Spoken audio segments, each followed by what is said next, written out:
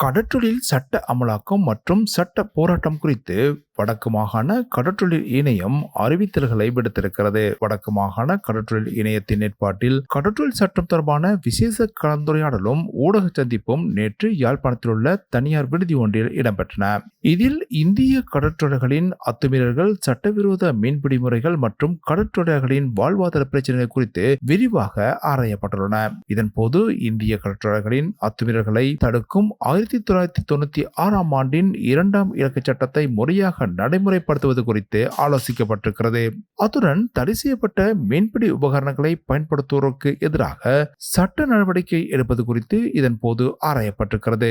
ஏற்கனவே முல்லைத்தீவு கடற்றொழிலாளர்கள் நீதிமன்றத்தை நாடியுள்ளதை போன்று ஏனைய பகுதி கடற்றொழில்களின் பிரச்சனைகளுக்காகவும் சட்ட ரீதியான நடவடிக்கைகள் எடுக்கப்படும் என்றும் இதன் போது ஆலோசனை முன்வைக்கப்பட்டிருக்கிறது.